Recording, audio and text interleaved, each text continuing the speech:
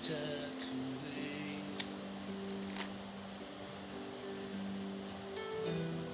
ce péché, non retourne.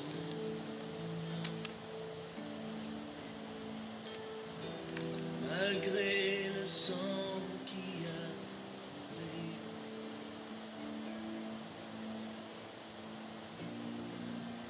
pardonne-nous.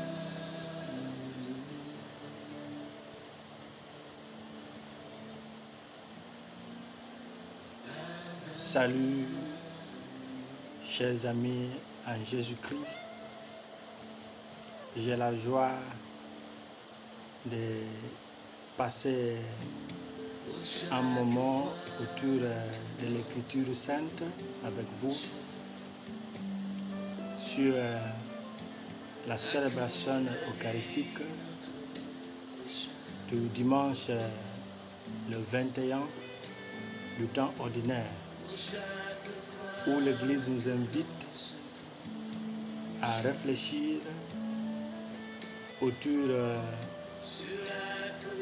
de la parole de Dieu. Et pour vous aider à méditer sur les paroles que l'Église nous a proposées, j'aimerais vous proposer le thème qui va guider notre réflexion. Et ce thème est ceci: connaître Jésus au-delà de l'opinion publique. Connaître Jésus au-delà de l'opinion publique. Autrement dit, connaître Jésus au-delà de ce que la société nous présente comme une idée de Jésus. Et pour ce faire, nous allons méditer autour de la parole de Dieu selon la première lecture tirée de la prophétie d'Isaïe, le chapitre 22 du verset 19 à 23. Et la lettre de Saint Paul, apôtre aux Romains, chapitre 11, verset 33 à 36. Et enfin, l'évangile selon Saint Matthieu, chapitre 16, du verset 13 à 20. Alors, l'Église, par son choix de lecture pour le 20e dimanche de cette année A, nous a parlé sur les marques de l'Église. Comme nous avons réfléchi, la dernière fois, on disait que l'Église est une, l'Église est sainte, l'Église est catholique et l'Église est apostolique. Mais aujourd'hui, à travers les lectures de ce dimanche, l'Église fait ressortir clairement la marque apostolique de l'Église et nous présente l'origine et le but du mandat des pasteurs de l'Église selon la volonté de Jésus-Christ. Et ce mandat à la charge de la direction, ou si vous voulez, à la gouvernance de l'Église et de l'ordre sacerdotal, n'est jamais par l'ordre de mérite personnel, mais il est un appel de Dieu. Alors, si nous restons attachés à la première lecture et à l'Évangile, nous arriverons à bien comprendre le sens de cette marque apostolique de l'Église. Pour voir notre thème, retenons: connaître Jésus au-delà de l'opinion publique. Et l'Église nous présente une lecture évangélique où Jésus, à certains moments de son ministère public, voulait savoir ce que les gens pensent de lui. Et après avoir récolté les opinions et les propos des gens de sa société, il est passé à un autre niveau où il fallait demander à ses disciples: d'après vous, que pensez-vous? Qui suis-je d'après vous? Connaître quelqu'un, si nous voulons regarder ce que s'appelle l'acquisition des connaissances. Et je dis, connaître quelqu'un ou quelque chose peut se faire de plusieurs façons. Et j'aimerais que nous envisageons quelques-unes de ces voies selon une petite réflexion. On peut connaître quelqu'un ou quelque chose à travers la tradition orale ou écrite, par la transmission à travers une relation parent-enfant ou professeur-élève. Ces moyens nous donnent une idée historique et conventionnelle qui, la plupart du temps, conduit à une découverte personnelle. Retenons la transmission à travers une relation parent-enfant, ce qui décrit la tradition orale ou écrite, professeur-élève. Deuxièmement, une découverte personnelle par l'expérience de la personne ou de la réalité en question, culminant à une idée ou à une connaissance expérientielle. On peut connaître quelque chose ou quelqu'un à travers une découverte personnelle de la personne proprement dite ou de la réalité en question. En ce qui concerne notre foi chrétienne, beaucoup d'entre nous sont venus au Christ grâce à un riche héritage chrétien, qu'il s'agisse de la famille chrétienne, de la communauté humaine ou qu'il s'agisse de la société chrétienne, qui nous a exposés au Christ. Mais il y en a aussi d'autres dont leur famille et leur société immédiate n'alleront pas parler du Christ, mais qui l'ont découvert plus tard dans leur vie par une rencontre personnelle. Alors, permettez-moi de dire que les deux voies sont bonnes, mais elles ne sont pas suffisantes en elles-mêmes pour une foi authentique en Jésus-Christ. Que ce soit la transmission par la tradition orale ou écrite, que ce soit par une découverte personnelle, aucune de ces deux voies n'est suffisante en elle-même pour avoir une foi authentique et solide en Jésus-Christ. Maintenant, j'ai une proposition à nous partager. Pour une foi authentique en Jésus, je suggère deux choses. Un passage de la transmission orale ou écrite de l'idée du Christ à une découverte personnelle de celui-ci, de Jésus. Ce qui pourra nous donner un passage du témoignage d'autres peuples à un témoignage personnel. Deuxième chose qui pourra être suffisante pour une foi authentique en Jésus, c'est le passage d'une découverte expérientielle du Christ à un apprentissage sur le Jésus de l'histoire ou sur Jésus de la tradition. Ce qui veut dire du témoignage personnel au témoignage des autres peuples. Et dès que nous avons ces deux choses, soit la première, soit la deuxième, on pourra avoir une foi basée sur l'expérience et la tradition, qui va nous aider à mieux comprendre Jésus de l'histoire et Jésus d'une rencontre personnelle. Selon la société de Jésus, il y a une réponse que nous allons retenir sur l'identité de Jésus selon la société de son époque. La société de Jésus, la société de son époque, peint d'une manière particulière l'image de notre société actuelle. Et cette société de Jésus avait une idée propre à elle sur l'identité de Jésus. Mais la question qui se pose en est que, est-ce que cette réponse, cette identité de sa société, est-ce que cette idée représente réellement ce qui est Jésus et qui est Jésus? Et si nous avons bien écouté ou bien lu l'évangile que l'Église nous propose aujourd'hui, cette idée est basée sur ce qu'on appelle le savoir par catégorisation. À travers ce système, Jésus apparaît comme un prophète. Jésus entre dans la catégorie de certaines icônes prophétiques, comme Jean-Baptiste, comme Élie, comme Jérémie ou l'un des prophètes. Et on pourra voir les raisons qui ont donné cette réponse à ce peuple. Ça pourra être selon mes observations. 1. La vie de Jésus comme celle des prophètes suggère qu'il a une relation étroite avec Dieu.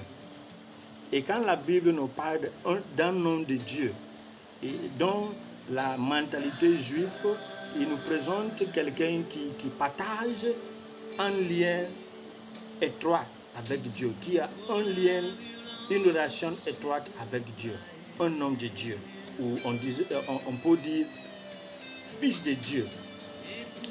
Deuxièmement, Jésus a réalisé des miracles comme les prophètes.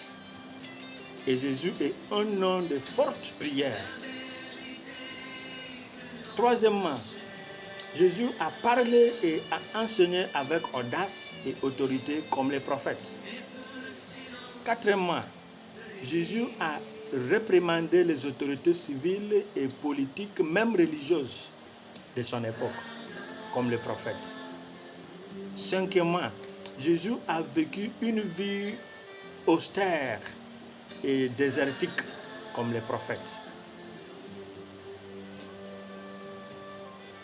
Sixièmement, Jésus, comme ce prophète, Jean-Baptiste, Élie, Jérémie ou les autres prophètes, a eu des disciples attirés par l'impact de son ministère public et non pas par une simple propagande.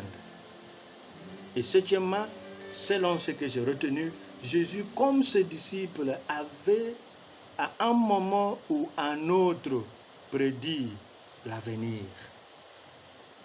Si nous rassemblons ces éléments, nous pouvons voir pourquoi la société de Jésus a dit que Jésus doit être Jean-Baptiste, il doit être Élie, il doit être Jérémie ou l'un des prophètes. Tout cela nous dit ce que la société pense de Jésus. Il doit être un homme de Dieu, il doit être un homme saint et juste, un homme d'autorité, un homme de miracles, un homme de prière. La société de Jésus a raison. Mais cette catégorisation de Jésus est une limitation de Jésus parce qu'il ne s'agit pas d'un témoignage inspiré par l'Esprit de Dieu, mais plutôt d'une inspiration venant de témoignages issus de la simple logique de syllogisme. Pour les gens qui ont un peu de notion de la logique, quand on parle du syllogisme, on peut présenter un exemple comme tel. Tous les prophètes ont les qualités ABC. C'est la première phrase. Deuxième phrase, Jésus a les qualités ABC. Maintenant la conclusion. Donc, Jésus est un prophète. C'est une simple logique du syllogisme. Tous les prophètes ont les qualités ABC. Jésus a les qualités ABC. Alors, Jésus est un prophète. D'après ce que j'ai compris, la société a utilisé cette logique pour donner leur idée à propos de l'identité, de la personnalité de Jésus.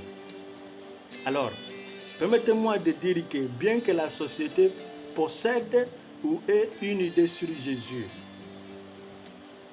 elle ne détient pas l'information fiable sur la véritable identité de Jésus. Maintenant, la question, qui donc la détient? C'est ça la question. Ça nous amène à un sous-thème, la docilité à l'Esprit Saint inspire le vrai témoignage. La docilité à l'Esprit Saint inspire le vrai témoignage. Autrement dit, c'est la docilité de l'Esprit Saint qui révèle la vraie personnalité, la vraie identité de Jésus-Christ. Dans chaque rencontre avec Jésus, Que ce soit par apprentissage, que ce soit par expérience personnelle, la docilité au Saint-Esprit fait la différence. Il faut que ça soit clair. Lorsque Pierre a donné sa réponse, tu es le Christ, le Fils de Dieu vivant, Jésus lui a dit, Simon, fils de Jonas, tu es un homme heureux, car ce n'est pas la chair et le sang qui t'ont révélé cela, mais mon Père qui est aux cieux. Alors, la réponse de Pierre n'est pas la réponse logique. Ça ne vient pas de la logique humaine, mais c'est une révélation venant de l'Esprit du Père. Et sans cet Esprit du Père, personne n'aura une idée claire et authentique de Jésus et ce que Jésus veut de nous. Il est important de souligner que la remise de l'Église, si vous voulez, la clé de l'Église à Pierre, était le résultat de sa docilité à l'Esprit Saint, l'Esprit du Père qui lui a révélé Jésus. Qu'est-ce que cela nous suggère? Maintenant, avant de dire ce que ça pourra nous suggérer, écoutons clairement et de près la déclaration de Jésus à propos de Pierre. Jésus dit, et je cite, « Alors je te dis maintenant, tu es Pierre, et sur cette pierre, je bâtirai mon église, et la puissance de la mort n'aura pas de force contre elle. Je te donnerai les clés du royaume des cieux. Tout ce que tu lieras sur la terre, cela sera lié aux cieux. Tout ce que tu délieras sur la terre sera délié aux cieux. » Évangile de Saint Matthieu chapitre 16, du verset 18 à 19. Cela suggère que Dieu ne confie pas un trésor à quelqu'un qui est enfermé, qui s'enferme en lui-même, ou qui est dur à être touché par l'Esprit Saint. Jésus, qui est le plus grand don de Dieu le Père au monde, le plus grand don que Dieu a fait à l'humanité, c'est le don de Jésus, selon l'évangile de Saint Jean, chapitre 3, verset 16. Et Jésus lui-même, qui est un don de Dieu, nous fait un autre don. Il nous offre un autre don, qui est l'Église, ayant l'Esprit Saint comme la mitochondrie.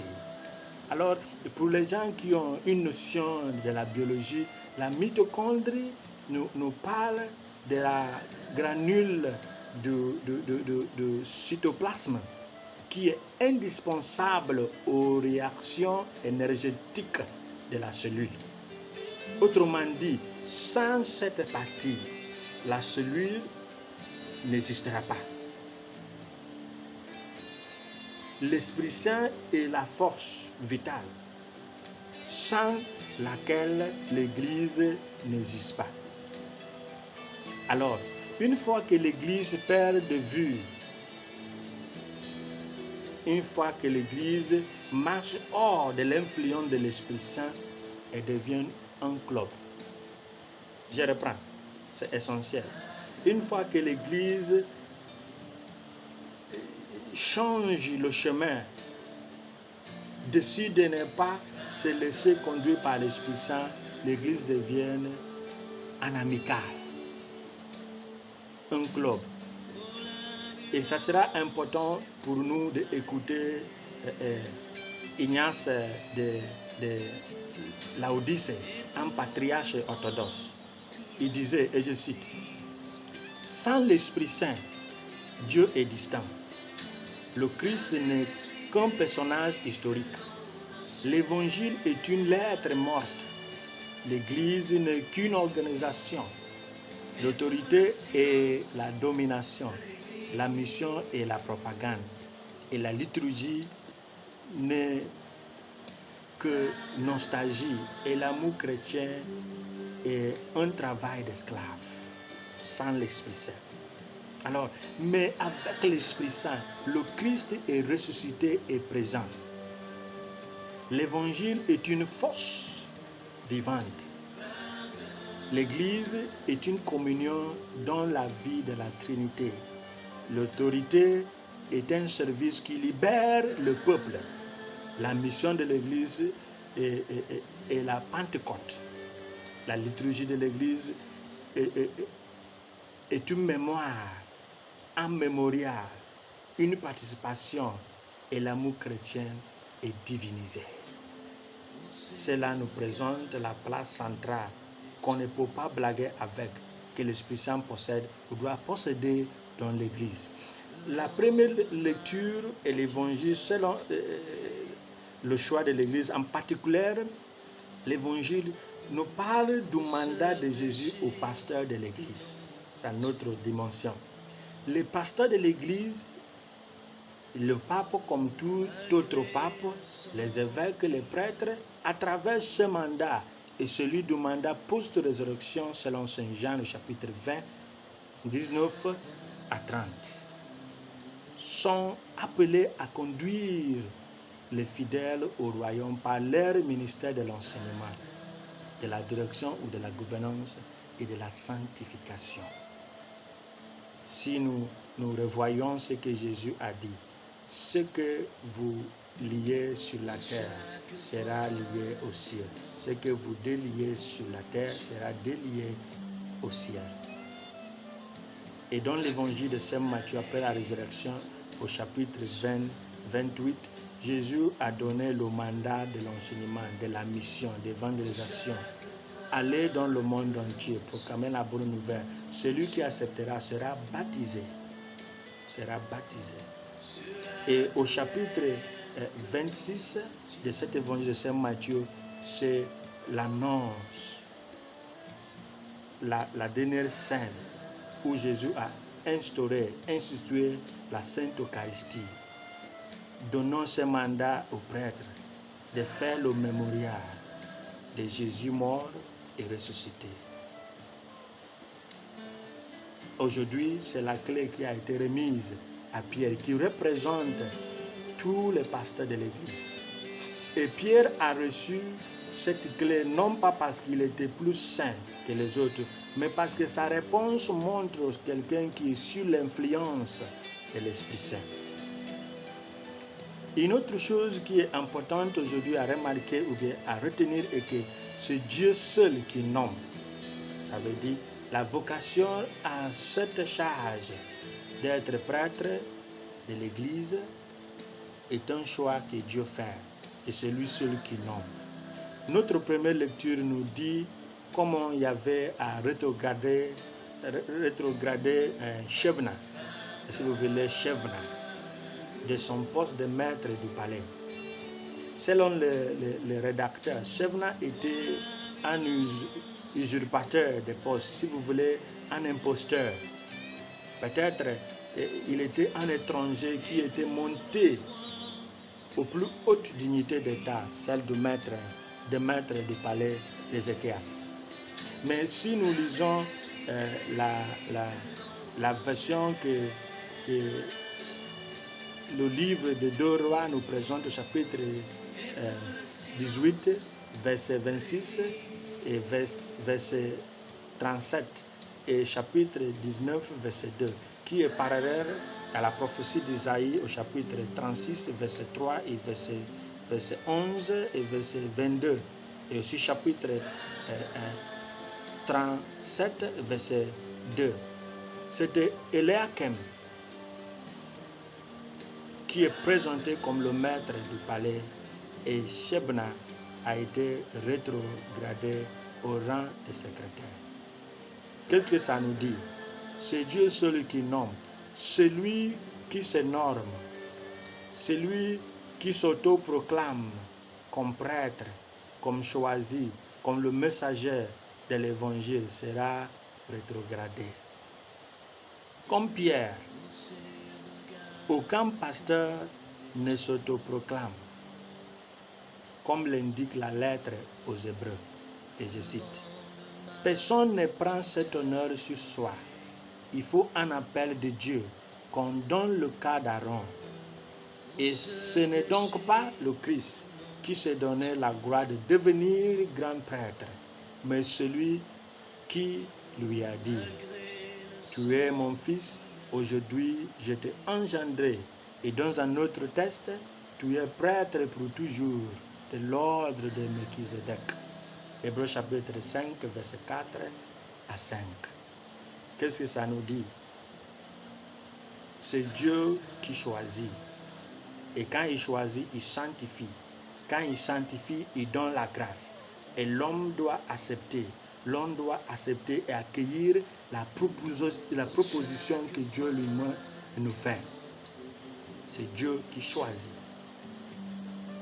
Et s'il choisit, notre travail sera une collaboration. Sera une collaboration. L'homme ne se choisit pas. L'homme répond. C'est pourquoi c'est une vocation, venant d'un mot latin vocare, un appel, une invitation. Et ce qui nous revient, c'est de dire, me voici, Seigneur, pour te servir, pour te glorifier, pour te louer. Et pour conclure, chers frères et sœurs, l'esprit et l'intelligence de l'homme, l'esprit et l'intelligence de l'homme ne peuvent ni accéder à Dieu en tant qu'éternel. Dieu est une éternité. Alors l'esprit et l'intelligence de l'homme ne peuvent ni l'accéder ni le comprendre. C'est pourquoi ce n'est que lorsque Dieu se révèle que l'humanité pourra le percevoir et le comprendre. Pour que la gouvernance et le pâturage du peuple de Dieu soient conformes à ce que Dieu révèle, tous les pasteurs de l'Église doivent être des disciples perpétuels de Jésus-Christ, qui est l'image visible du Dieu invisible. Selon Colossiens chapitre 1, verset 15. Et la lettre aux Hébreux chapitre 1, verset 1 à 2. Notre intelligence, notre savoir n'est capable d'accéder à Dieu. Non. C'est Dieu qui se révèle. Dieu qui se cache se révèle et l'homme peut se voir. Et c'est par la grâce de Dieu que l'homme peut se voir.